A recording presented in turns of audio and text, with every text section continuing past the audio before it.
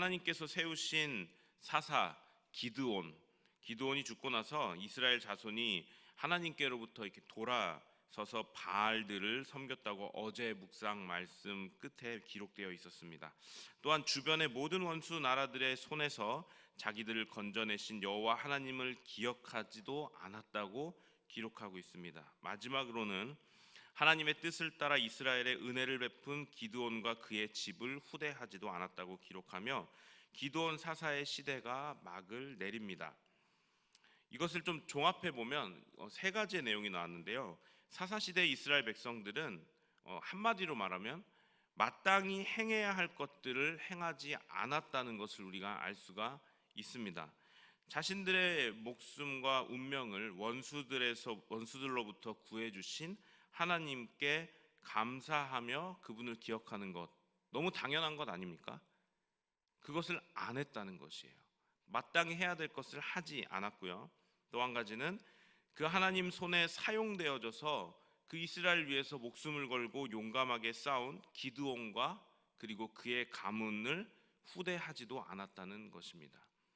그러니까 마땅히 해야 할 것을 하지 않은, 도리를 다하지 않은 백성, 그러한 시대를 살았던 것이 바로 이스라엘, 그 당시 이스라엘 사람들입니다. 그렇게 이 질서 없는 이스라엘 백성 중에 오늘 아비멜렉이라는 사람이 등장을 합니다. 그는 다름 아닌 기드온의 아들입니다. 기드온은 하나님 손에 그렇게 귀하게 쓰임 받고 40년 동안 기드온 덕분에 평화가 있었다고 했는데, 그 아들 아비멜렉은 오늘 하는 이 행동들을 보니까 그 아버지하고는 정반대의 일들을 하고 있는 것을 볼 수가 있습니다. 아비멜렉은 스스로 자신을 높여 권력을 잡았습니다. 사사기 이전 장들에 등장했던 영웅들의 경우와는 전적으로 다른 것을 알 수가 있죠. 그는 하나님께서 세우신 사사가 아닙니다. 여러분, 이 앞전에 나온 사사들은 모두 하나님께서 지목하여 세우셨죠. 근데 오늘 이 아비멜렉은 하나님께서 세우셨다는 말씀이 없습니다. 심지어 오늘 말씀 내내 1절부터 6절까지 하나님의 이름이 등장하지도 않습니다. 그는 하나님께서 세우신 사사가 아니고 음모와 폭력으로 스스로 권좌에 올라서 왕이 되었습니다. 아비멜렉은 이 기드온이 세겜 출신의 첩에게서 얻은 외아들이었다고 8장 31절에 기록하고 있습니다. 그래서 아비멜렉에게는 두 종류의 형제들이 있었습니다. 그 기드온의 자녀들이 70명이니까 그 70명의 형제들이 다 종류들이 있는 것입니다. 그의 아버지의 다른 아들들 70명과 어머니의 다른 아들들, 오늘 말씀하고 계시는 이 세겜 땅에 있던 가족들입니다. 아비멜렉은 자신의 그 독특한 위치를 교묘하게 악용했죠. 아마도 머리가 꽤나 잘 돌아가는 사람이었던 것 같습니다. 그는 다른 형제들로 하여금 서로 대항하게 만들고는 그의 형제 70명을 한 곳에서, 오늘 본문에서 한 바위라고 말씀하고 계시는데 한 곳에서 모조리 죽여버리죠. 굉장히 잔인한 사람인 것을 또한 알 수가 있습니다. 오늘 본문에서는 막내 아들 요담만 살아남았다고 기록하고 있습니다. 이 뒤에 가보시면 이 요담이 굉장히 중요한 역할을 하게 되는데요, 하나님께서 살리신 것을 알 수가 있습니다. 그리고는 오늘 본문의 마지막 절인 6절에서는 세겜과 밀로의 족속이 모여 이 아비멜렉을 왕으로 삼았다고 기록하고 있습니다. 여러분, 사사기에는 이스라엘 왕이 결코 등장하지 않습니다. 여러분도 아시는 것처럼 이스라엘의 첫 번째 왕은 누구입니까? 사울 왕입니다. 근데 오늘 여기 보면은 아비멜렉이 왕이라고 하고 있어요. 살펴보죠.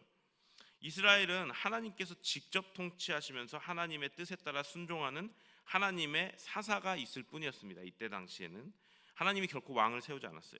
그러나 오늘 본문에서 아비멜렉을 왕으로 삼았다고 등장한다는 것은 무슨 의미입니까? 모든 사람들이, 이스라엘 사람들이 아비멜렉을 인정해서 왕으로 삼은 것이 아니라는 것이고, 또 한 가지는 이스라엘에서는 아비멜렉의 그 외가 친척들, 그러니까 세겜 땅에 사는 그 극소수의 사람들이 이 여러 사람 모여가지고 그냥 우리 아비멜렉이 이렇게 하니까 우리 왕으로 삼자, 그래서 왕으로 인정한 것이죠. 결국은 하나님께서 인정하신 공식적인 왕이 아니라 스스로 자칭해서 권력을 잡아 나 왕 될 거야 해서 된 그 왕이라는 것입니다. 진짜 왕이 아니라는 것이죠. 하나님께서 세우지 않으신 이스라엘의 왕은 앞뒤가 맞지 않습니다. 그렇죠? 이스라엘의 진정한 왕이 누구십니까? 하나님이시죠. 하나님이 세우지 않은 왕이 있다? 뭔가 어폐가 맞지 않습니다. 모순인 것이죠. 오늘 본문은 그 모순의 시작을 기록하고 있는 것입니다. 오늘 본문의 그 뒤에는 이 모순을 하나님께서 어떻게 해결하시는지 기록하고 있습니다. 그 내용에 대해서 오늘 다루지는 않겠죠. 오늘 본문의 내용에는 하나님의 개입이나 뜻이 전혀 등장하지 않습니다. 모든 것이 아비멜렉의 욕심으로부터 시작되어서 욕심으로 끝이 나죠. 속이고 또한 죽이고 자신이 차지하고 싶은 것을 차지하면서 오늘 본문이 끝이 납니다. 다른 날들에 비해 오늘 본문 유난히 짧아요. 보니까 이 내용을 여기서 끊고 싶었던 이유가 있구나. 오늘 본문의 내용은 아비멜렉의 시작과 그 끝에 욕심과 욕심이 있다라는 것을 말씀하고 계시는 것 같았습니다. 근데 여기서 중요한 것을 이렇게 보고 싶은 것이 어제 함께 말씀을 준비하면서 생각이 났습니다. 하나님이 살아계시고 이스라엘을 다스리시지만 이 악함으로 가는 길을 모두 막지는 않으셨다는 것입니다. 제가 그런 생각을 해봤어요. 아비멜렉이 이렇게 잔인한 일을 꾸밀 때 하나님이 막아주실 수 있지 않았을까? 그런 생각을 해봤는데 가만히 생각해보니 이스라엘 이후에 이스라엘 왕들이 세워지고 이스라엘에 악한 왕도 있고 그래도 하나님 앞에 선하게 쓰임받은 왕도 있고, 그런데 그 악한 왕들이 악한 일을 도모할 때 하나님이 그 즉시 막아주셨으면 악하지 않을 수 있지 않았을까? 그런 생각을 해보게 됐습니다. 그래서 생각했던 사람이 요나가 생각이 나더라고요. 요나가 하나님을 피해서 도망갈 때 굉장히 쉽게 항구에서 배를 탔습니다. 아니, 하나님이 그 배 좀 이렇게 없게 하셨으면 요나가 그 배를 못 타지 않았을까요? 그런 생각을 우리가 한번 해보잖아요. 근데 하나님이 너무 순탄하게 배도 그냥 있게 하시고 그냥 배 타고 도망가는 것도 쉽게 하셨어요. 결국 나중에 하나님의 뜻이 그 바다에서 이루어지긴 하지만 제가 생각할 때는 그 악한 일을 도모할 때 그냥 하나님 미리 이렇게 좀 딱 막아주시면 이 세상이 조금 덜 악해지진 않을까? 그런 생각을 할 수 있는 것이 우리들입니다. 그런데 성경에 아까도 말씀드렸던 것처럼 이렇게 많은 왕들이 악한 일을 도모할 때 그냥 하나님께서 내버려 두시는 경우들을 굉장히 많이 볼 수가 있죠. 다 그런 것은 또 아닙니다. 하나님께서 막아주실 땐 또 막아주셨어요. 근데 그 기준이 뭔지는 정확히 알 수는 없다는 것입니다. 여러분, 그리스도인인 우리들의 삶에 하나님이 개입하십니까? 아멘이십니까? 우리 삶에 하나님 개입하십니다. 우리가 그렇게 또 기도를 하죠. 하나님, 우리 삶에 개입해 주십시오. 우리 삶을 다스려 주십시오. 하나님의 뜻으로 인도해 주십소서라고 우리가 기도도 합니다. 하나님의 뜻대로 행하는 것에야 하나님께서 우리를 막으실 이유가 있겠습니까? 막으실 이유가 없죠. 그런데 악한 길로 갈 때에 하나님께서는 우리를 막아주시기도 하지만 가끔 보면 이스라엘 왕들에게 행하셨던 것처럼 가만히 두기도 하신다는 거예요. 아마 잘 생각해 보시면 아실 것입니다. 저만 해도 살다가 이 마음 안에 하나님의 말씀의 거울에 비춰보면 내가 삶을 어떻게 살아야 할지, 이 행동을 어떻게 해야 될지, 이 선택을 어떻게 해야 될지 알거든요. 그럼에도 불구하고 우리들은 하고 싶은 것을 행할 때가 있는 거예요. 하나님 뜻과 반대되는 것. 그러니까 그럴 때 하나님이 좀 막아주셨으면 하는 그런 생각을 할 수 있다는 것이죠. 우리가 오늘 본문에서 아비멜렉처럼 이 악 중에 악으로 치닫는 경우는 거의 없을 겁니다. 저희 여기 예수 그리스도를 믿는 우리들은요. 하나님의 뜻이 아닌 길로 갈 때 우리는 하나님을 믿는 사람들이기 때문에 이 하나님께서 당연히 막아주실 것이다 라는 믿음을 가질 때가 있어요. 하나님을 믿는 사람들이니까 하나님 보고 계시겠지. 하나님 보고 계시잖아. 내가 악한 길로 가려면 하나님 막아주실 거야 라는 거 반은 맞고 반은 틀리다고 볼 수 있어요. 왜냐하면 오늘 본문에서도 보셨고 또 성경 말씀에도 기록되어 있는 것처럼 하나님께서 악한 길로 치닫을 때 다 막아주시지 않잖아요. 내버려 두실 때도 있는 것이에요. 그래서 하나님이 막아주시겠지라고 하는 믿음은 어쩌면 위험한 믿음일 수도 있다는 것입니다. 계속해서 살펴봅니다. 왜냐하면 요거를 좀 반대로 생각해 보면 이렇습니다. 악한 길로 갈 때 하나님 막아주시겠지라는 생각을 반대로 뒤집어서 논리적으로 생각하면 이래요. 막지 않으시면 악한 길이 아니다라고 생각할 수 있어요. 이해가 되십니까? 우리가 하나님 앞에 기도할 때 하나님 제가 악한 길을 가려 할 때 저를 꼭 막아주십시오 기도하잖아요. 이렇게 기도했으니까 우리가 기도의 응답을 믿고 앞으로 전진해요. 근데 내가 뭔가 요거는 아닌 것 같은데 라는 것들을 선택하려 할 때 하나님이 막질 않으셔요. 그럼 이건 악한 길이 아닌가? 라고 우리들이 생각할 수 있는 여지가 생긴다는 것입니다. 굉장히 위험할 수 있다는 것이죠. 그렇다면 하나님은 하나님의 백성이 악한 길로 가려고 할 때 왜 다 막지 않으시고 가만히 두시는 경우가 있을까요? 그것은 이미 우리가 가려고 하는 그 길이 악한 길이라는 것을 우리 스스로 알고 있기 때문이라는 것입니다. 믿음은요, 순종으로 증명이 됩니다. 믿음이 있다고 아무리 떠들어봤자 행동으로 행하지 않으면 그거 믿음은 증명이 될 수 없는 것이에요. 그런데 나 믿음이 있다고 말하지 않아도 행동을 하게 되면 그 사람의 믿음은 모든 사람들에게서 그리고 하나님으로부터 인정받게 되어지는 것입니다. 악한 길임을 알면서도 가는 것은 믿음이 아니라는 것이죠. 순종은 더더욱 아니라는 것입니다. 악한 길임을 안다면 스스로 갈등하고 선택해야 되는 것입니다. 하나님의 뜻으로 돌이키는 행동이 순종이요 믿음인 것이죠. 오늘 말씀을 마치려고 합니다. 오늘 본문의 아비멜렉은 설교 앞전에도 말씀드렸던 것처럼 당연히 해야 할 것을 하지 않는 그러한 사사시대의 이스라엘 사람들 중 하나였습니다. 즉 하나님이라는 기준이 없이 자기의 소견대로 행동하던 그런 사람이었다는 것입니다. 아마도 아비멜렉은 하나님을 제대로 몰랐을 것입니다.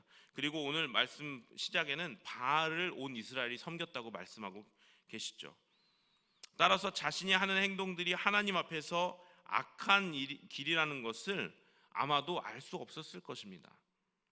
그리고 그는 거침없이 자신의 그 계획을 실행해 나가며 승승장구하지만 그 끝은 결국 하나님의 심판으로 끝나게 되는 것을 오늘 본문 다음의 구절들을 통해서 우리가 알 수 있는 것입니다. 즉 아비멜렉은요, 자기가 가는 그 길이 하나님의 기준이 없으니까 하나님 눈에 악할 것이라고 생각하지 못한 것이에요. 여러분 지금 이 세상에 누가 그렇습니까? 예수 그리스도를 믿지 않는 사람들 중에 그러한 도덕적인 기준조차 없는 사람들이 참 많이 있습니다. 우리들이 드라마나 영화에서 보는 그런 이 국가와 그리고 정치계의 그 온갖 비리들, 이런 이야기들은 그저 꾸며낸 얘기가 아닐 수도 있다는 것입니다. 지금 우리가 살고 있는 이 세상에 그러한 일들이 실제로 벌어지고 있을 수 있다는 것입니다. 자기의 이익을 위해서 오늘 아비멜렉처럼 사람을 죽이는 것이죠.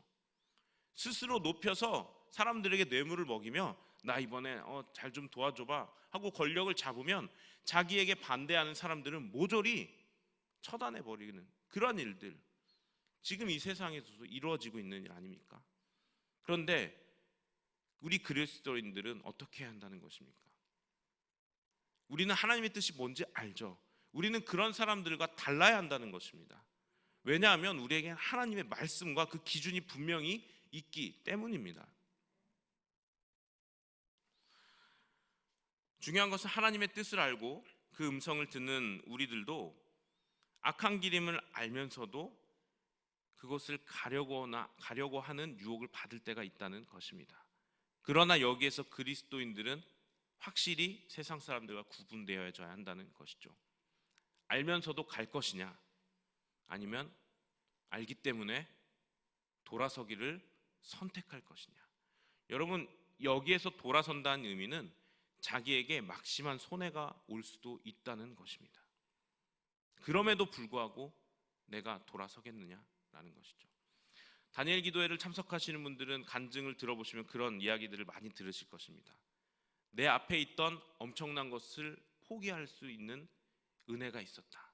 그 당시에는 너무 힘들었지만 그 뒤를 돌아보니 그것이 아닌 다른 하나님의 은혜가 자기에게 임했다 라는 간증을 제가 요번에 한 3번, 4번 들은 것 같습니다. 여러분, 우리 그리스도인들의 살아가는 방식은 우리들이 하고 싶은 것을 쫓으며 살아가는 것이 아니라 하나님의 뜻에 내 뜻이 부딪히면 내 뜻을 포기하는 삶을 살아가는 삶이어야 한다는 것입니다. 기억할 것이 있습니다. 악한 길이면 막아주시겠지라는 생각은 여러분 믿음이 아니라 이것은 오히려 여러분들을 올가맬 수 있다는 것입니다. 다만 우리들이 하나님 앞에 가져야 할 생각은 하나님께서 주신 그 기준에 제가 맞지 않는 길을 선택하려 한다면 나에게 돌아설 수 있는 믿음과 용기를 주시옵소서 라는 믿음, 그리고 그러한 기도가 있어야 할 줄 믿습니다. 믿음은 악한 길에서 스스로 돌이키는 순종의 발걸음입니다. 기도하겠습니다. 하나님, 우리에게 하나님의 진리의 말씀, 기준을 주시니 감사합니다. 하나님의 말씀과 기준 없이 어찌 우리가 악한 것을 알겠으며 또한 그곳에서 돌아설 수 있는 용기와 믿음이 있겠습니까?